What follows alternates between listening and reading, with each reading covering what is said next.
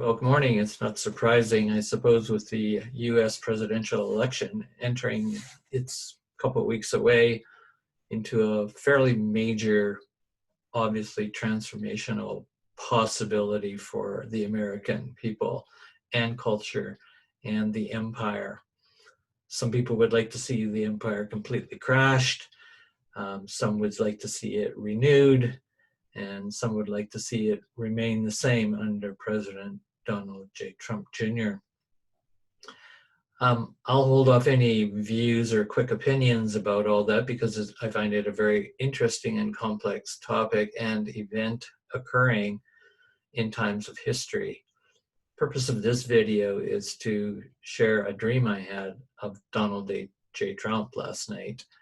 I've had several dreams with him in the last little while. Perhaps, again, not surprising, I'm just finished a 2-year project writing a book on Marianne Williamson, who ran for the Democratic presidential leadership in 2019 up to the 2020, but had to drop out early in January 2020, didn't get enough support.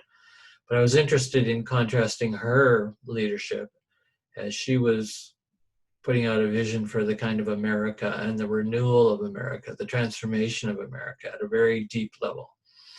One that you just rarely see ever a politician engage in a public conversation, especially during an election campaign. So I had to grab that one, wrote a book on it, will be published in the next few weeks, probably by the end of October, if all goes well, by Peter Lang, called The Marianne Williamson Presidential Phenomenon, Cultural Revolution in a Dangerous Time. That's not what this video is about, but it is about, on the cover, I actually gave a design of putting Marianne Williamson's face facing into the profile of Donald Trump's face, because I felt like they were archetypal twins, both not politicians trained by any means, but here they are competing and were, but they're also still are competing in representing worldviews, if you want, or various kinds of almost magical imaginaries that you'll see why I want to go into the dream world today and talk about my dreams, a couple dreams. One I had a long time ago, one I just had, as I told you last night. So this archetypal representation of these great powers, you could even call them good and evil if you want to fall into that kind of language, and there may be valuable reasons for doing that. I'm not against good and evil distinctions, but I am one very cautious to fall into just a simple binary, meaning complete polar opposites, can't really talk to each other, want to destroy each other. One thinks the other is evil, the other thinks the other is evil. Much of history, unfortunately, and that really is the topic of today, is the notion of evil, falls into that kind of enemy thinking, that enemy imaginary, which is not necessarily how all of history has unfolded, especially back into magical times, and still tribes and groups of people that practice magic and or mythic consciousness, traditions that still practice dealing with stories of good and evil, still found in many indigenous cultures today. I'm not of those cultures per se. I'm a kind of modern scientific, person who, born in Canada, born next to the United States. I pay attention to a lot of these things. I've studied a lot of those things from the magical worlds, the mythic worlds, and now the modern scientific and postmodern, going beyond even into post-human worldviews and futures. So with all that intro, I want to just set up here. I'm going to do a little bit of a critique of, as I start off on this notion of how is the enemy related to evil, evil related to the enemy, and enemy making as an educational process of understanding. And I will start with not the dream per se, but I'll come to that in a moment. I want to show you a book that just came out that grabbed my attention immediately. So let me just go to a screen share here for you.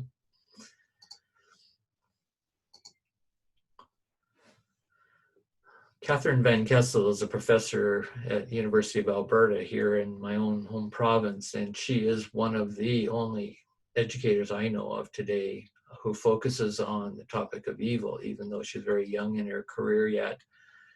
She has already taken on this topic and just published this book in 2019, which I did a book review of this book in the International Journal of Fear Studies in the last issue. You can look up my work and writing on this book, again, easily to find on the internet. But this book, and I'll put Cathryn van Kessel's name in the link. In fact, I can just show it to you here as well. I got this fancy thing going. So I was curious in this book, an education in evil. So she's not sort of setting up, this really simple binary in the book in order to teach this in junior high school, which is her intention, and has been training teachers how to teach this, particularly in social studies, which is her expertise. I like that title, An Education in Evil. What would it be like just when I argue an education in fear? And what's interesting is I use those same marks on fear as she uses on evil here.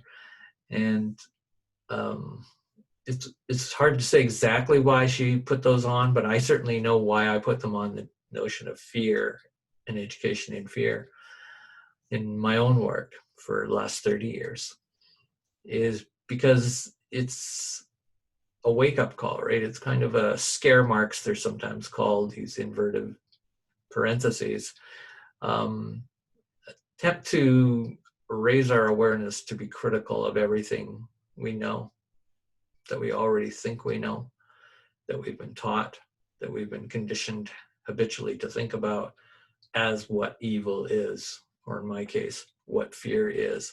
And therefore, with that concomitantly is, how do you then manage evil or control evil or destroy evil? Same with fear. How do you manage it? How do you control it, transform it, etc.? I'm not into destroying evil or fear with these marks on. I think the more important idea is what she's got here is let's begin to really have a conversation, get beyond the taboo that this is not a subject that is for students in schools. It's not even a subject that we can have in public discourse. You might get a little bit of this discourse on good and evil, for sure, in the religious institutions of our land. Not good enough. It's a start to have it in those institutions, but that is not where it totally belongs, and that's why here is a great, move on her part as an educator to let's lead this into. And that there's a lot of story behind how she got into this, but really it kind of came from teaching social studies in high school. They have a curriculum on the Holocaust, and you cannot enter that kind of topic with students, let's just say in a grade 10 classroom in social studies, without having to deal with notions of, is there evil in the world? So again, the Holocaust representing a kind of, for most people, a view of perhaps that is evil in the modern world that we had a chance to have a look at. History, of course, is full of these kinds of experiences, all unique and different, but all somewhat similar. Whether you call it a genocide, and they have to teach that in social studies as well. How do you frame that? So she was interested, how do you develop an educational curriculum and pedagogy, which is your approach to teaching this? And so this was her first book. Well, to get to the short of it and to get to my dream, my interest when I opened this book, I looked up the word, and I'm going to enter it here just so you can dramatically watch me enter a search term in this book. And you'll notice I put in the word enemy. It occurs on one page in this entire book. Yeah, that was already a concern for me. Did not like that it was not getting the attention. Of course, indirectly, right, implicitly, the whole book is about the enemy and how we deal with it. Just like evil, in some sense, is so easily part of an expression of our enemy, at least if you're labeling the enemy over there. But of course, those folks could be labeling the enemy over here, over to you. So still becomes a open dialogue or a question of, well, where is evil? Where is the enemy? And so let's just look at the one book that she did reference. Here is a book, 2006 by Cole, The Myth of Evil, Demonizing the Enemy. Okay, that's enough of that. Close the screen sharing.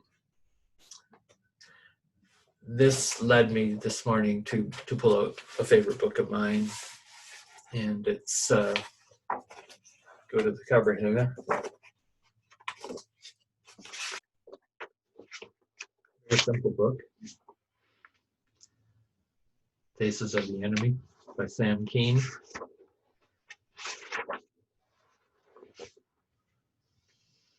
Reflections on the Hostile Imagination. Back in 1986, as you see there. And I love this book by Sam Keane. He's a theological scholar, philosopher, probably 80 years old now. Won't be with us too much longer, but fascinating person who's affected a lot of my life, reading many of his books. The Passion of Life is a great book by Sam Keane. If you get a chance to read that, on the 5 stages of development of humans.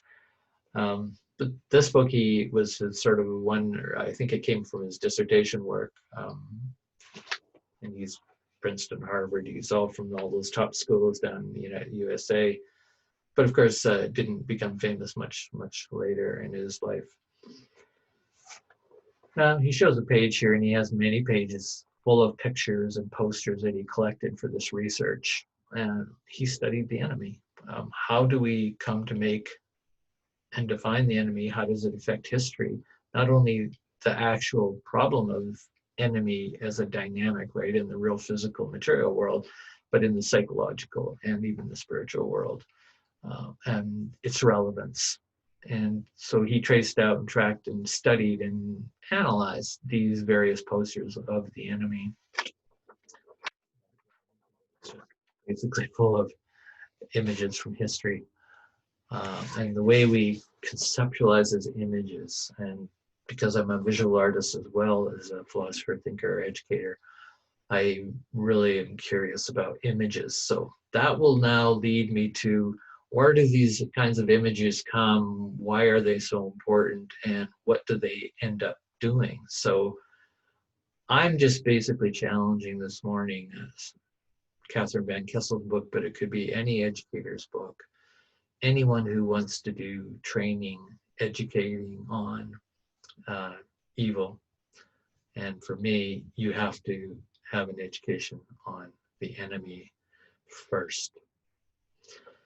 That's what I don't see in her approach to curriculum and pedagogy on the education in evil, as I just showed you. Without that foundation, I think a lot of things will go askew for students learning this. I think adults learning it, the whole notion of evil will be going down a track or a road that, that's not totally helpful, but it won't be very well grounded and founded. But that is not going to be the focus of the rest of this video. It's now going to move into my dreams, and then I'll end the video with a bit of a discussion about my experience with the enemy. But you're going to hear in the dreams, and we can talk about it. You can share on this video with me and write about it below on the link. You can share your views of the enemy and what I'm trying to get at in my approach, and see what you think. I'm going to call my approach a fearlessness perspective. That's no surprise if you've watched any of my videos, rather than a fear-based approach to the enemy. Sam Keane's book analyzes and basically ends up saying this is a fear-based approach to the enemy. These imageries that he's found throughout history of the enemy end up being basically fear projections. And that's a psychological defense to other, distance, put into the unconscious, put into the darkness, what we would call, and somebody might experience as, evil or the enemy. So let me start with the Donald Trump dream, very short, and then I'm going to read a dream I had when I was in my late 20s that really was a powerful transformative experience. The dream last night with Donald Trump coming, I'm not sure it's transformative, but it's interesting, and it challenged me psychologically when I woke up this morning. So I'm sharing it with you in what I'll ask you just for a moment now to settle into a little bit more relaxed, take a few breaths. I'd like you to be with me in this sharing of the dream, not in the typical rational, logical, analytical, kind of left brain processing, listening, but to move into a little deeper listening, into the imaginal, a little more right brain functioning, as we sometimes say, into the creative. And why would I ask you to do that? Is just so that you can perhaps read and participate in this dream story, which came to me from my unconscious. It comes to me and us in a time of great terror, in a way, tragedy, the American election representing the American situation amongst many other situations in the world that are greatly disturbing, terrifying, if not despairing, but where we're going. But that's not the only side of reality. It's one side to face and look at the tragedy and the terror.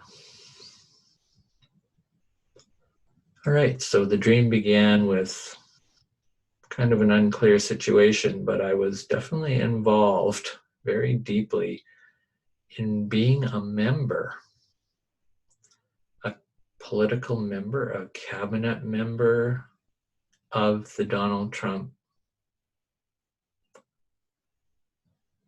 administration. We weren't in Washington, we weren't in the White House.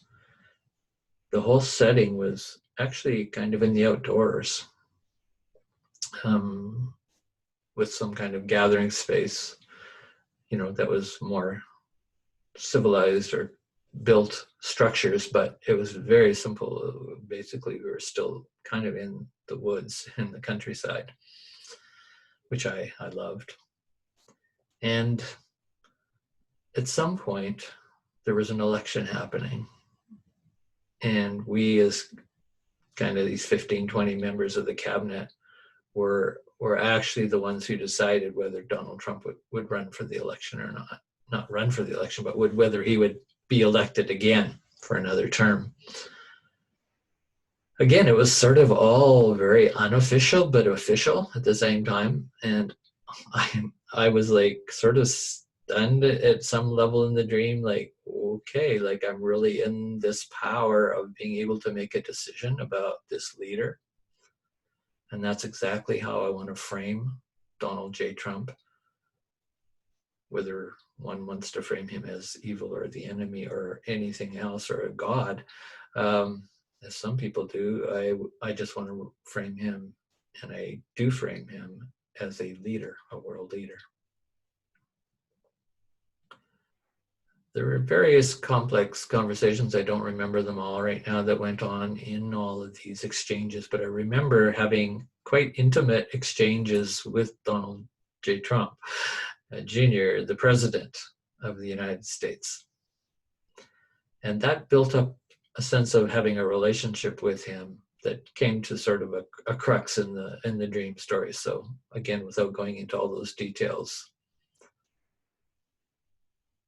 the bottom line came down to is we all had ballots of some kind of paper ballot.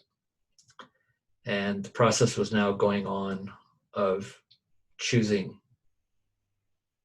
our vote, right? If the majority voted for reinstating him, he would be president again. And if not, the other way. And I remember at some point, I had ripped off the bottom tab of my ticket or my ballot to possibly place it into the box or something. And he knew, he was watching everybody. He knew everybody on his cabinet. Of course he does. He's watching and wondering who's going to vote for him or not. And at some point, I had this exchange with him. I don't remember what we said, but he grabbed the end of that ballot, which I hadn't actually filled out yet and marked. And then I didn't realize after a while, and then he kind of went off with it, and he was doing other things, and I wasn't upset by it or anything. And then I started thinking, oh, like he could sign that ballot and put anything he wanted, obviously in his favor, and drop it into the box. So I actually, not mad or angry. I just went up in a very forthright way and basically said, I want my ballot back. I haven't filled it out yet, or something like that. And he never sort of struggled against me, but I remember he kind of dropped it, and I had to go looking for it in the grass, and eventually found it. And again, didn't get raged or angry or making big judgments about him per se. I just took the ballot and went back to join the other people in the thinking about how to vote. And at one point, yeah, he did say something about my name. Oh yeah, it came. Yeah, we had this last interchange before I woke, and this was sort of the climax of the dream for me psychologically. I could still feel a kind of energy of, oh wow, what did I just do? I filled out the ballot, and in public, in front of everybody, so everybody was watching, which is kind of a weird way of voting, but that's how we were doing it. The votes were coming in, and it was my time, so I put my vote forward and gave it to him. And I said, yeah, I vote for you. And I wonder, where did that actually come from? And I realized I'm voting for Donald Trump. Wow. That's so not me in my understanding of being kind of a, quote, leftist, political, progressive type all my life. And I just voted for Donald Trump for another term in the dream space. Let me go on to my late 20s, when I had a profound dream of an initiation process of the kind that I'd call spiritual and prophetic. The dream world was painting a picture of my life and future way ahead of it actually happening, because it was imagined for me, based on all the information that my mind and body and senses were taking in daily and had taken in since the moment I was conceived in the womb. The dream and the painting, almost, as I like to call it, started off as a normal dream, of which I was with a group of people, peers, playing sports and talking in the front lawn of my mom and dad's house at the time. That house I left when I was sort of 18 years old. I lived there 12 to 18 years old, a very important time of life. We were all casual and having fun. I then noticed a gang of tough guys coming up to us down the street and started trying to intimidate us. I stood by, stayed silent, and watched. As it went on, I then couldn't stand it anymore, and I stepped forward from the crowd and addressed the leader of the gang. Again, do not remember being enraged, angry, not calling anybody names, not trying to intimidate backward, toward them as they were intimidating me. Just stood up, stayed very calm, very quiet, eye to eye kind of thing. I actually didn't say a word, but this leader of the gang, and his gang members knew exactly what I was doing. I had communicated my outstanding bravery, perhaps, to confront them. And for them, that was just the moment they seemingly were waiting for, so they could have a little fun with this brave man. Ha! They laughed and jeered and called me names, and then the gang leader told his boys to grab me and take me to the stand. It was a weird kind of stand that they had set up, some kind of almost like a stage or a operating table. They laid me down on my back, strapped me down, and pulled off my pants and undershorts. There in public, I was totally exposed and vulnerable, and they had all the power. I saw them with this big metal tool, sharp, going for my groin, and I imagined what they were going to do. And they slit my testicle sac and cut out my balls. They were calm about it. I imagined I ought to feel excruciating pain, but I didn't. It was totally puzzling to me why I didn't. They put my balls in some container, and then they let me up. They dressed me in a woman's dress. They laughed and jeered with great fun. I made no emotional challenges to them, but conformed without a fight with what they were doing. In my calm, I was aware of them leading me like an animal. And eventually, they kicked me to the ground in the dress, made me walk on all fours with a collar and a leash attached to my neck. They led me around and off down the block. I don't remember all the feelings, but I just knew I was totally had. I gave up. And yet some part of me knew in the dream as I witnessed it that I would be saved, or some kind of phenomenon would free me from this suffering. Suddenly, I heard a beautiful sound of a symphony orchestra playing classical music in the background, and the gang members didn't seem to hear it. It brought great joy to my sorrows, and yet the boys still led me around on my hands and knees. I woke up. I've done a lot of healing around that dream. I've done a lot of artwork around the dream many years ago. So again, that was like, 40, 50 years ago kind of thing. And it's still with me. I pulled that manuscript unpublished out the other night. I was reading it to my wife, and she said, "Oh, that's still an interesting, powerful dream." I said, "Yeah, it is." And then, of course, last night, so after I read that section I just read you to her, then I have the dream of Donald Trump. So I'm wondering in this moment, I haven't thought about it a lot, of the connection of the enemy to both of those situations, those dream spaces, which I find are quite contiguous, quite continuity, because Donald Trump is often seen as a gang leader, as a bully, as a narcissist, and all the other terms that are thrown his way as labels. But ultimately, Michael, a person, like any person in the world who wants to, has to decide if, when, how, why they would stand up to the enemy.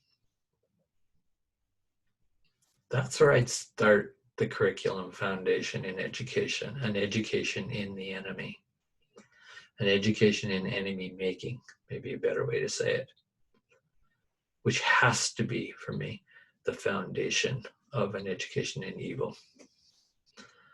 So an education in the enemy comes from my own thoughts. I've done a lot of reading in the sacred warrior traditions found in many indigenous cultures around the world and through time. Then there's been other thinkers as well, religious teachers like Shigam Trungpa on the Shambhala sacred warrior out of Tibetan Buddhism. Many others I won't go into, they even came out of the New Age movement, and just various thinkers, philosophers, theologians, psychologists on the psychology of evil, right? The philosophy of evil, theology of evil, and so on. But all of them, again, coming down to back to Sam Keane, is his study focused on the enemy.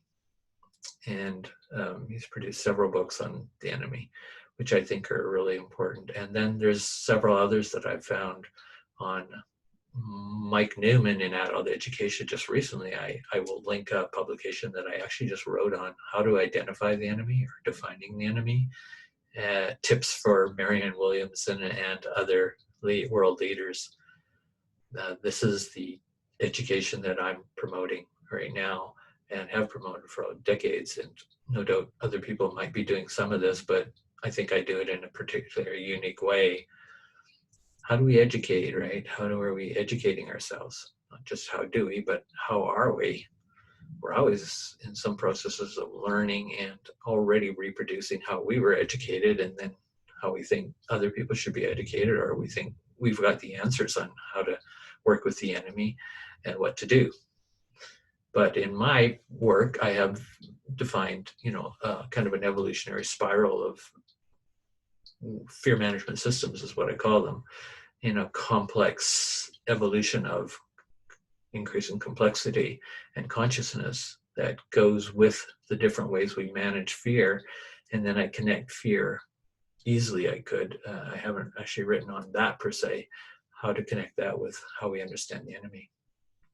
So your relationship to fear, your relationship to the enemy, however, the other, sometimes it's termed, that becomes, to me, the foundation of the relationship of the self to fear to the other. Again, other could be easily put as enemy, more or less. And it could be the enemy that we want to become connected to more closely. So when I look at those two dreams that I had, just to wrap this up, sorry, it's going to be brief. It's not going to be a nice, beautiful analysis. I haven't done that kind of analysis on both of these dreams together. As I think about the interweaving of fear, enemy making, my own sense of self in relationship, obviously, to the world and the future and what's unfolding, I believe these dreams are definitely teachings. They are initiatory. And why do I think that initiatory? Well, because they're kind of a special quality to them that basically is saying you're standing up to the greatest source of power, the greatest enemy in the moment in front of you, right? The gang leader and being outnumbered with Donald Trump, president of the United States, I had to stand up to. And yet what's so fascinating in both dreams is the teaching, this kind of prophetic teaching, I think. It's not the only way to teach. I'm not even saying it's the right way to deal with the enemy, but it is a way of coming to a relationship with the enemy. And it was coming through not anger and rage. There's a time for that, for sure, when we feel everything's being threatened. We see this on the streets of activists and many others. Wars are built around these kinds of reactions, right? The first stages of grief and loss and in threat is to attack back and to use rage, which is really fear, reconstructed in the form of aggression, the fight complex instead of flight. But you can see in my dreams, it's much more nuanced. I wasn't fighting, I wasn't flighting. And this is where I would open into a much larger conversation of understanding fear management in its deeper relations than just fight flight, which is typical of most psychology today. And I would go into a much more deeper analysis of building relationship. What I would basically say ends up is my reaction or response to fear in both situations. There's no doubt those are fearful situations. I just described it terrifying. One could panic, or one could move into, again, these various fear responses. But the higher level response that I believe I went into, which is a much more initiatory response to fear at a much more in-depth level, if you will. And it's not like I've perfected it or mastered it, but in the dream world, they're indicated as I moved into the gift of fearlessness as response to fear, to threat, to the enemy, to evil, that which wants to erase life and living and dignity and so on. And the gift of fearlessness is that I was attempting not to bring more fear to the situation of the fear that those great powers, those evils, forces, those great leaders in this case, or a gang leader, what they were trying to bring was this fear to me, to us, the people, and to my friends, And I was not going to respond by trying to bring fear to them, to overcome them. So that just reminded me, as the example, which I have great critique of, is Michael Moore's work, which I also have great respect for. And I have several videos on this YouTube channel on Michael Moore as an activist and educator in his own way. I took a quote from one of his recent August 12th, 2020 Rumble podcast, which he does. You can look him up there. He's quite a radical leftist anarchist type, of course, but someone very dedicated to democracy and a better world. Full credit to him, Michael Moore. But here's what he said in referring to politics today and how his approach is very different than my dreams. That's what I'm kind of showing. I would call his a fear management approach at a much more younger level, immature, if even you could say. Not that that's to be sounding totally like a put down, which it sort of does, but that's unfortunately the language of these I'm dealing with here. Is he came up with the quote, "We just need to scare Trump more," end of quote. And that would be very different, as you see, compared to the fear management system I was utilizing, this gift of fearlessness fear management system, of not bringing more fear to the situation, not using the fear that they're bringing up in me to project onto them, to make them more afraid, right? They just need to be scared more, and then we're going to what? We're going to what, Michael Moore? What are we going to do? Then we're going to have them as scared, the enemy? Yeah, that's exactly right. So you're just constructing the enemy. So you can see there's where the enemy education, whether it's Michael Moore or anybody, my gosh, he is not unique. He's one of many, and he represents that kind of discourse and many of his activism, just like Cathryn van Kessel's activism and her discourse in her book on evil. I find her still quite limited and don't have that nice wide range, that evolutionary continuum of range of accessing the different fear management systems, intelligences of defense in a really healthy, integral way. So that is a fearlessness way as well that I promote, not falling into more fear-based ways. Okay, I think that's lots for today.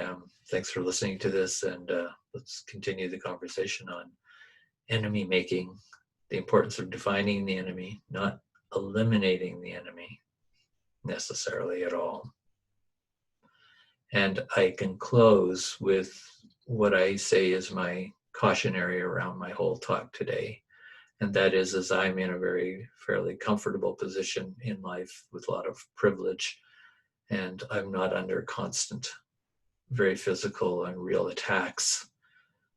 I am under attacks in other ways, much more subtle, and have been for most of my life. And that's a whole other story. And it's also related to my theory of fearlessness, is that fear, basically the use of fear against others, fear mongering, sometimes called the fear matrix, the fear projection. These are constantly working to undermine fearlessness. And so I do feel my work is under attack, as my being is under attack, for the continuation of the fear matrix, or the fear empire, as somebody has called it as well. But my cautionary is that because of my privilege, that this video obviously cannot speak to and or address the subtleties of real people in real situations, facing enemies, facing destructive forces, call them evil if you will, that are impinging upon their existence every day, and their children and their loved ones, and impinging on the nature of other species beyond humans, greater than humans. Those forces, enemies, evil, are working, and they're very effective. And that doesn't mean that we cannot find ways to improve those situations. We certainly can. Yeah, I've dedicated my life to it, and many others have. Maybe many of you have. But I just wanted to put that cautionary in at the end.